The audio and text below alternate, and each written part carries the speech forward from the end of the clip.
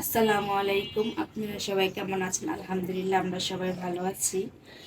এখানে আমি চাল আর ডাল একসাথে বেটে নিয়েছি। এটা অবশ্য আমি বেটে নিইনি, আমার মা দিয়েছে এভাবে বেটে সব কিছু রেডি করে চাপটি খাওয়ার জন্য। এখানে চাল আর খেসারি ডাল বাটা আছে, সাথে আমি এখানে পেঁয়াজ কেটে নিয়েছি।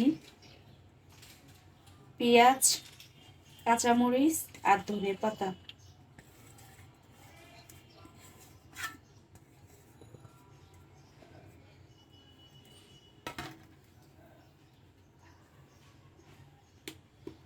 এখানে একটু হলুদের গুঁড়া দিব।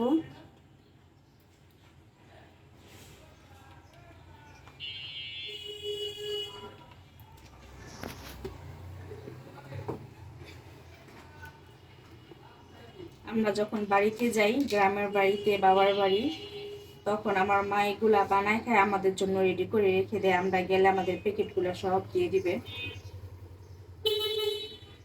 আনতে না ছিল কোথা থেকে কিভাবে দিবে ব্যাগে ভরে, টেরও পাই না। বাসায় আনলে দেখি যে এগুলা। আমি কথা বলতে বলতে এখানে পরিমাণ মতো লবণ দিয়ে দিলাম। এটা আমি একটু হাতে মাখায় নিব ভালো করে। এখানে আমি এটা ভালো করে মাখিয়ে নিয়েছি। আর একটা ফ্রাই প্যান বসিয়েছি। এখানে কিছু ভাজা তেল ছিল, ওই তেলটা দিয়ে আমি এগুলা ভেজে নিব। অল্প করে তেল দিব।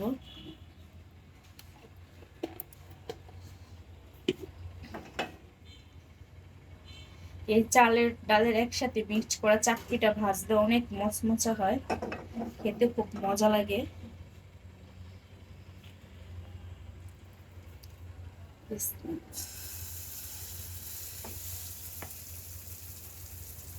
আমি একটু বড় বড় করে বানিয়ে নিব।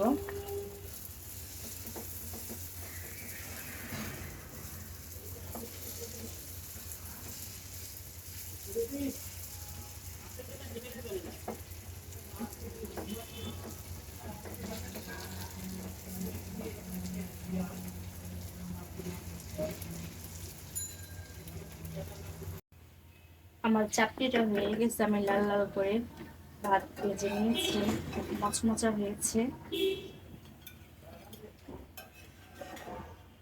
এইভাবে আমি সবগুলা বানিয়ে নিব।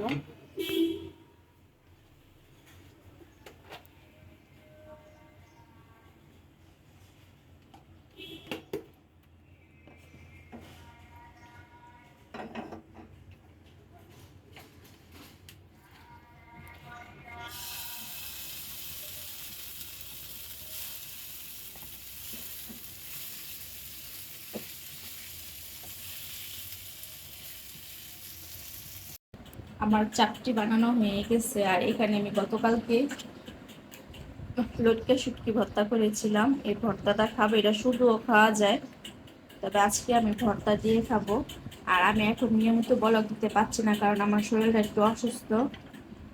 তা আমি কন্টিনিউ ব্লগ দিতে পারতেছি না। প্রতিদিন যতটুকু পারি সম্ভবত চেষ্টা করি দেওয়ার। আর ছোট্ট ছোট্ট ভিডিও বানাই। আর আমার ভিডিও যদি আপনাদের ভালো লেগে থাকে, আমার চ্যানেলটি সাবস্ক্রাইব করবেন, আমার পাশে থাকবেন। আর যারা করেছেন তাদেরকে অসংখ্য ধন্যবাদ। এখন এই চাপড়িটা যে দেখেন কতটা মচমচা হয়েছে,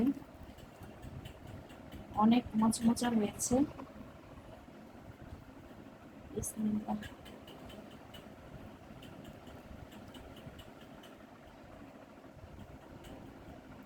ঠিক আছে, তাহলে ভিডিওটি আজকের মতো এখানে শেষ করবো। আল্লাহ হাফিজ।